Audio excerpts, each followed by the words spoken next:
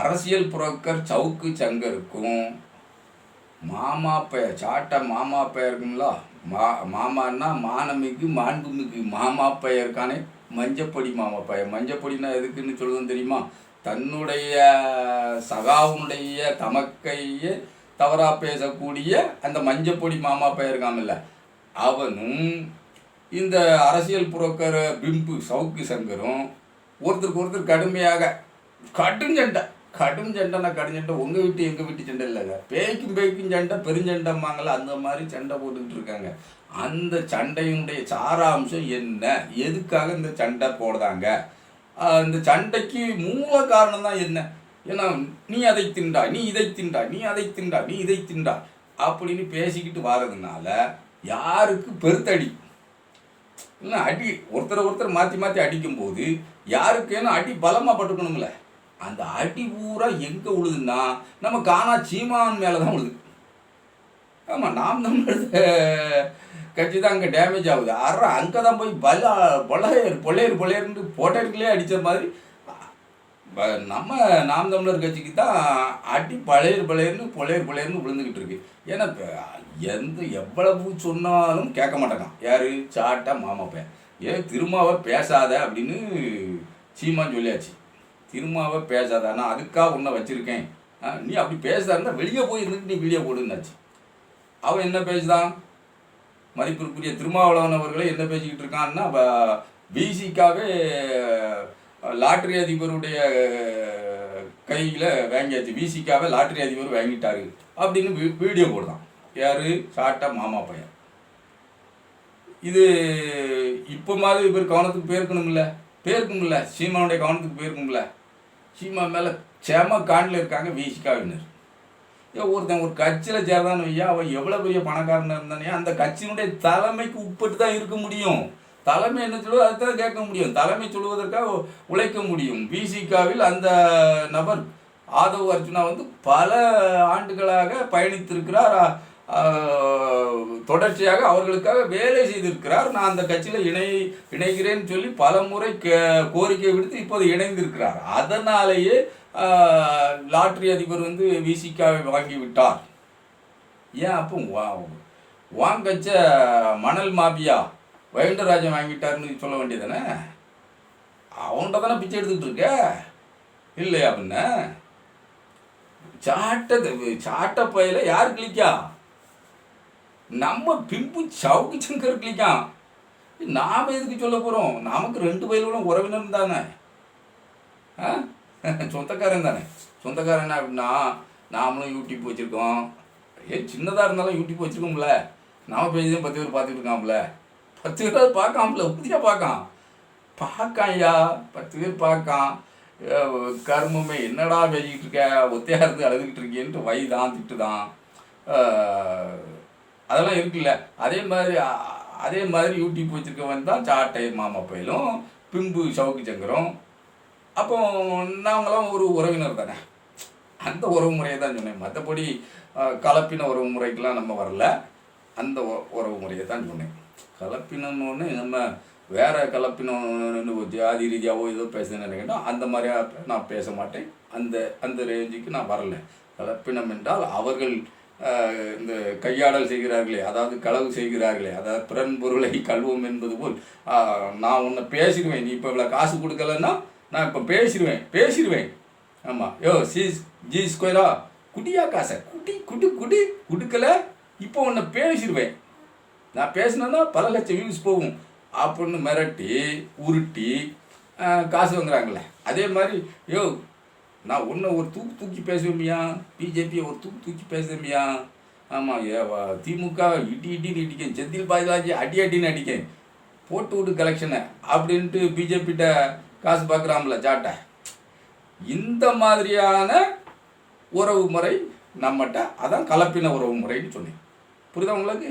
மற்றபடி நீங்கள் வேறு மாதிரி ஏதாவது சிந்திச்சு நம்ம மேலே ஒரு வன்கொடுமை வழக்கு எதையும் தூக்கி வச்சிடாதீங்க.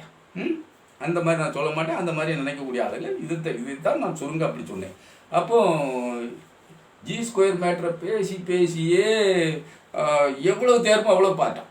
யார்? நம்ம சவுக்கு சங்கர். அப்போ வழக்கு தொடுக்காங்க. G2 உடனே வழக்கு தொடுக்காங்க. அரசு ஒரு எஃப்ஐஆர் போடுது. அப்போ மூத்த பத்திரிகையாளர்கள் என்று சொல்லக்கூடியவர்கள், அதில் வந்து நல்ல பத்திரிகையாளர்கள் அல்ல, நல்ல பொல்லாதன்று நம்ம யாரையும் சொல்ல வேண்டியதில்லை, அசிப் போன்றவர்கள் கூட முன்னாடி போய் நின்றுக்கிட்டு வழக்கை வாபஸ் வாங்கு, எஃப்ஐஆரை வாபஸ் வாங்கு, எஃப்ஐஆரை வாபஸ் வாங்கு அப்படின்னு சொல்லி போராட்டம் நடத்துனாங்க. அதை நம்மளும் பார்த்தோம் வைங்களேன். இந்த போராட்டம் தேவையா? இவனுக்காக இந்த போராட்டம் தேவையா? கள்ளக்குறிச்சி அந்த குழந்தை விவகாரத்தில் அந்த குழந்தைக்கு எதிராக பள்ளி தாளாளருக்கு ஆதரவாக எத்தனை நிலைப்பாடு எடுத்து எவ்வளவு வன்மமாக அந்த குழந்தையின் குடும்பத்தையும் இந்த ஆள் பேசணும். இவன் மனித குலத்துக்கே விரோதி சவுக்கு சங்கர். மக்கள் நினைச்சு பார்க்கணும், நிச்சயமாக நினைச்சு பார்க்கணும். ஒரு குழந்தை மாண்டு போயிருக்கிறது, மரணித்து போயிருக்கிறது, அது எந்த வகையில் உயிரிழந்திருக்கிறது, எப்படி இழந்தது, கொலையா தற்கொலையா இல்லை இது என்ன பெரிய கொடுஞ்செயலால் ஏற்பட்டது அப்படிங்கிறது இன்னும் வெளி உலகத்துக்கு தெரியவே இல்லை. சந்தேகத்தின் கண்ணோட்டத்தோடு தான் எல்லாம் பேசுகிறோமே அன்றி வெளி உலகத்துக்கு உண்மை தெரியவில்லையா? ராஜாங்க ரகசியம் வெளியே வராது என்பது போல் தான் இருக்கிறது. இதற்கெல்லாம் மூல காரணம் வந்து ஒரு ஐபிஎஸ் இருக்கலாம், இல்லைன்னா அந்த நபர் சக்திவேலு அவருடைய பணபலமாக இருக்கலாம். அப்படி ஏதோ ஒன்று அரசாங்கத்தினுடைய நிலையை வெளியே தெரிய விடாமல் வைத்திருப்பது, அதெல்லாம் மக்களிடத்தில் பெரிய கொதிப்பு எழும் அப்படிங்கிறதுனால இது வெளியே தெரியாமல் அப்படியே நீதிமன்றங்களுக்கு மட்டும் தெரிந்தது போல் வைத்திருந்து வழக்கை முடிப்பார்களா தெரியல. இன்னும் நமக்கு அதுக்கான விளக்கமே தெரியல. ஆனால் இதையெல்லாம் எதுவுமே தெரியாமலே இருக்கும்போதே வீடியோ போட்டவன் சவுக்கு சங்கர் அந்த குழந்தைக்காக பரிதாபப்பட்டு இப்படி நடந்து போச்சே, நம்ம வீட்டில் இப்படி ஒன்று நடந்தால் நம்ம இதயம் தாங்குமா அப்படின்னு கண்ணீர் விட்டு கதறியவர்களில் நானும் ஒருவன். அப்படி நிறைய பேர் இருக்காங்க, இப்பவும் இருக்காங்க. அந்த குழந்தைக்காக கண்ணீர் விடக்கூடிய நபர்களாக இன்னும் நிறைய பேர் இருந்துக்கிட்டு தான் இருக்காங்க. ஆனால் அந்த நேரத்திலும் கல் லெஞ்சத்தோடு பேசியவன் சவுக்கு சங்கர், தும்பி சங்கர். இங்கே இந்த குழந்தை வந்து அது லவ் ஃபெயிலியர், அதனால தான் செத்து போச்சு, இப்படி போச்சு. நம்ம கையெடுப்புக்கும் மேலே உள்ள தடுப்பு சோறுக்கு மேலோடி ஏறி குதிக்கக்கூடிய அளவில் அந்த அமைப்பு இல்லை. அதுக்கு மேலோடி இருக்கக்கூடிய அந்த இது மட்டம் தட்டும். ஆமாம், ஒருவர் மெதுவாக ஏறி மெதுவாக நுழைந்து குதித்து விடலாம், தரையில் குதித்து விடலாம் என்றால் அது சாதாரணமாக முடியாத காரியம் அப்படின்ட்டு இருந்துச்சு. அந்த அளவு ரூப் மட்டும் மேலே தட்டக்கூடிய அளவுலையும் ஒரு ஆள் மட்டும் இது மேலே இருந்து, அதாவது ஒரு உயரமான ஸ்டூலோ ஏதோ போட்டு தூக்கி விட்டு அதுக்கு மேலோடி அவங்க நைஸாக காலை வச்சு நைஸாக உள்ளோடி உடம்பை நீட்டி வைத்து படுக்க வைத்து அவர்கள் அங்கோடி விழுவதாக இருந்தால்தான் விழ முடியுமே தவிர அந்த உடனே இப்படி தாவுனோடனே ஏறி டொப்புன்னு அங்கோடி குதிக்கக்கூடிய அளவில் அந்த மட்டம் கிடையாது, அந்த ரூப் மட்டம் கிடையாது. இந்த தடுப்பு ஜோரும் உயரம், ரூப் மட்டத்துக்கும் தடுப்பு ஜோருக்குமான இடைவெளி வந்து ஒரு 1.5 அடி 2 அடிக்கு உள்ளானது அப்படின்னு கிளியராக தெரிவிக்கப்பட்ட போது இந்த குழந்தை தானாக குதிப்பதற்கு வாய்ப்பே இல்லை அப்படின்னு இருந்த நிலையில கூட இவன் வந்து அவள் தற்கொலை தான் பண்ணிக்கிட்டா, அது அப்படி இப்படி, அந்த பெண் அந்த குழந்தையோட தாய் அப்படி அப்படின்னு சொல்லி அவங்களுடைய வாழ்வியலை எல்லாம் வசைபாடி இழிபாடியவன் இவன் வந்து மனித குலத்திலே பிறந்தவன் சொல்ல முடியாது சவுக்கு சங்கர். அப்படி ஒரு ஈனப்பயலை நம்பி பலர் பார்க்குறாங்க, பலர்ல லட்சக்கணக்கானவர். அவன் சொல்றது அத்தனையும், ஏன்னா அவன் அடிக்கிறவன் பூரா வந்து பெரிய ஆட்களை அடித்தால் வந்து ஏப்பா எத்தனை தைரியமாக அடிக்கிறான், இவ்வளவு வலுவாக அடிக்கிறான், அவன்லாம் தாங்கிட்டு இருக்கான், அப்போ எத்தனை பெரிய ஊழல் பண்ணிப்பான் ஆஹா அப்படின்னு. நானே யாரையுமே கடுமையான முறையில் இப்போ இருக்க முதலமைச்சரே திட்டினா கூட கண்டுக்க மாட்டான். கழுத அது பாட்டு கரைஞ்சிட்டு போகுது, நமக்கு என்ன அப்படின்னு தான் போவாங்க, கண்டுக்கவே மாட்டாங்க. அதனால நான் பெரிய ஆளா ஆயிட முடியுமா? இது அப்படித்தான் செய்தவன் சவுக்கு சங்கர். அதே வேலையை தான் செய்துக்கிட்டு இருக்கவன் இந்த மாமா பய சாட்டை. இந்த சாட்டை பயலுக்கும் இவனுக்கும் ஏற்பட்ட தகராறுல இந்த சாட்டை பைய சொல்லுதான் அவன் வந்து ஜி ஸ்கொயரை மிரட்டி மிரட்டி தான் பிம்பு சவுக்கு சங்கர் ஜி ஸ்கொயரை மிரட்டி மிரட்டி காசு பார்த்துருக்கான்.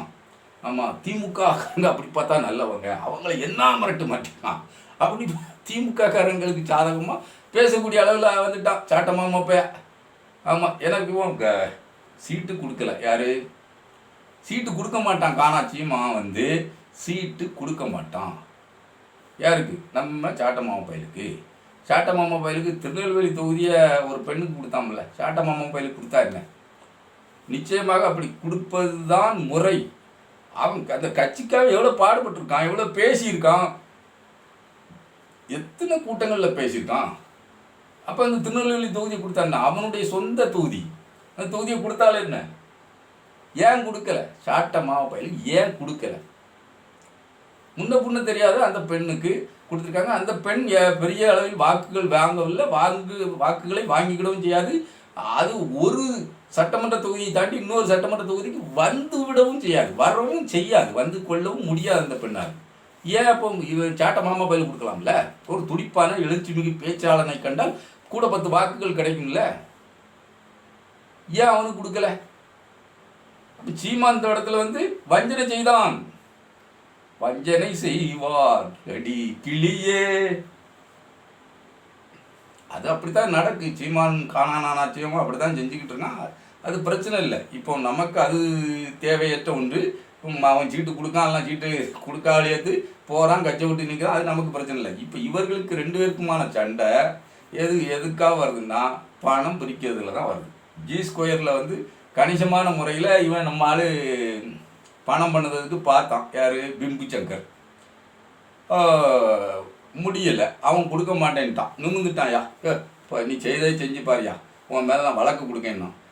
மண்டி போட்டு மன்னிப்பு கேட்டு, ஐயா நான் இவன் பேசின புறான் தப்பு தான், அவன் பேசுறதுக்கெல்லாம் ஆதரித்து அவனுக்கு சாதகமாக போய் நாங்கள் மூத்த பத்திரிகையாளர்கள் அவர் மீது இருக்க வழக்கை வாபசோகங்கள் சத்தம் போட்டாங்களே, அவங்களாம் அந்த மூஞ்சை எங்கே கொண்டு வச்சுக்கிடுவாங்க? இவன் கோர்ட்டில் மன்னிப்பு கடிதம் கொடுத்துட்டு வந்தாங்களே பிம்பு சங்கர், அப்புறம் எங்கே கொண்டு வச்சுக்கிடுவாங்க? சரி, கொடுத்துட்டு வந்துட்டு சும்மா கிடையாது, இனிமேல் ஜி ஸ்கொயர் நீ ஏன் பேசுதே? ஏன்னாப்பா அவர் சொன்ன சொல்லை விட்டு பின்வாங்கி விட்டார் என்று ஆனால் அவருடைய நம்பகத்தன்மை போய்விடுமா. அதனால் தொடர்ச்சியாக என்ன அங்கோடி கோர்ட்டில் விட்டாலும் அங்கோடி பேசுவோமே அப்படிங்கிற மாதிரி. அதாவது அந்த இது பார்வையாளர்களை கவர வேண்டும், பார்வையாளர்களை அதிகப்படுத்தணும், வருமானத்துக்கு வழி அப்படிங்கிறதுக்கு தான் பேசுதான். கொடுத்துருப்பாங்க, பணம் கொடுப்பாங்க. நம்ம சரி நம்மளை ஒரு எச்சை பேசுது, இந்த எச்சைக்கு எலும்பு துண்டை வீசு அப்படின்னு வீசி விடுவாங்க. அப்போ அந்த எச்சை அதுலேயும் கவ்விக்கிட்டு சும்மா நிற்க மாட்டேங்குன்னா அடுத்த எச்சைக்கு இந்த எச்சையை கடிக்கிறதுக்கு வள்ளுவலையும் கொலைக்கு இதுக்கு எதிராக ஒரு எச்சையை கொலைக்க விடுவோம் அப்படின்னு அதுக்கு ஒரு எலும்பு துண்டை இப்படி மெலோடி வீசுவாங்க. இதை நான் பார்த்துருக்கேன் அப்படின்னு வச்சுக்கிட்டுங்களேன். அதாவது இந்த எலும்பு துண்டு வீசதை பார்த்துருக்கேன், அதாவது காசு வீசதை பார்க்கல, எலும்பு துண்டு வீசதை பார்த்துருக்கேன். அப்படி மெலோடி வீசும்போது அந்த எச்சை என்ன பண்ணுவோம், படக்குன்னு கடிச்சிக்கிட்டு ஐ அப்படின்னு அதை கடின்னு கடிச்சிக்கிட்டு ரெண்டும் இது இந்த எலும்பு துண்டு நேற்று போட்ட எலும்பு துண்டை கடிச்சிக்கிட்டு இருக்கும். அது இன்னைக்கு அவன் போட்டாங்களா எலும்பு துண்டு, அதை வச்சுக்கிட்டு கடிச்சிக்கிட்டு உருங்க. அது எதுக்காக உருங்க? அவன் உனக்கு எலும்பு துண்டு போட்டானோ அப்படிங்கும், நீ அந்த எலும்பு துண்டை வாங்கிக்கிட்டு நீ அவனே கொலைக்கியோ அப்படின்னு இது உருங்கும். புதிய எஜமானுக்காக இது உருன்னு அப்படின்னு ரெண்டும் மாற்றி மாற்றி எலும்பு துண்டை கவ்விக்கிட்டே உருங்கும். கடிச்சு தின்னுக்கிடாது, கவ்விக்கிட்டே உருங்கும். அந்த கதை தான் இப்போ நடந்துக்கிட்டு இருக்கு. எலும்பு துண்டை ரெண்டையும் கவ்விக்கிட்டு, ரெண்டு நாயின்னு சொல்லலைங்க, கவ்விக்கிட்டு அப்படின்னு வச்சுக்கிட்டுங்களேன். அந்த மாதிரி தான் பிம்பு சங்கரும் சாட்டையும் கவிக்கிட்டாங்க, உருண்டுக்கிட்டு வாராங்க. செந்தில் பாலாஜிக்கு எதிராக தினம் 4 வீடியோ போட்டான். யார்? நம்ம சாட்ட மாமா பையன். அதே மாதிரி இவனும் போட்டான், ஜாமீன் கிடைக்காது, அது கிடைக்காது. எனக்கு வந்த சோர்ஸு, யாருக்கு வந்த சோர்ஸு? பிம்பு சங்கருக்கு. சோர்ஸு கொடுக்குறது யார்?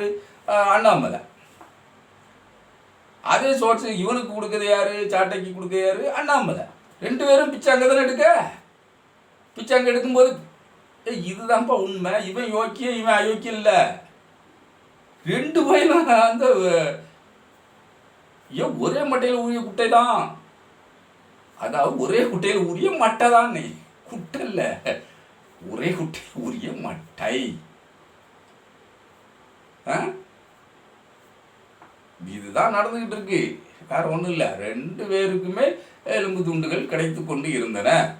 பிஜேபியில இருந்தும் கிடைக்கும், அதிமுகவில் இருந்தும் கிடைக்கும். இப்படி நிறுவனங்கள், இப்போ இவன் மாமா பேசுவான், நிறுவனங்களுக்கு எதிராகவே பேசுவான். ஆமாம், நிலத்தை ஆக்கிரமிக்கிறாயா, வளமான நிலத்தை, விவசாய நிலத்தை ஆக்கிரமித்து வீடு கட்டுவதா, ஐயோ நான் என்ன செய்கிறேன் பார் அப்படின்னு காணான சீமானும் கொதிப்பான், நம்ம சாட்ட மாமா பையலும் கொதிப்பான்.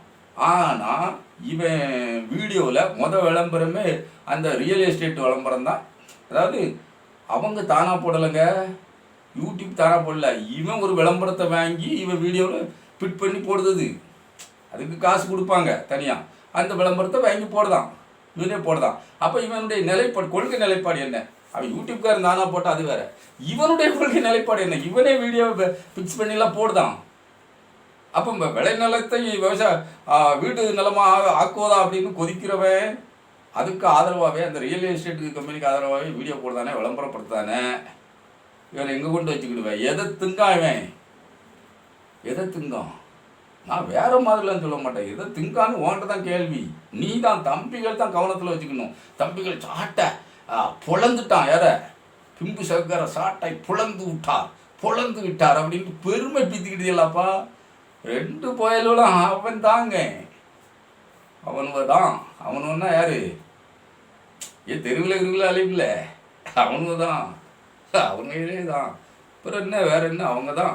அதைத்தான் சொல்லுதேன். இப்போ இவன் கேட்கான், அவன் சேனல் நடத்துறதுக்கு ராஜி சத்தியம் தான் இடம் கொடுத்தது அப்படின்னு சொல்லலாம். ராஜி சத்திய இடத்துல தான் சேனல் நடத்திக்கிட்டு இருக்காரு.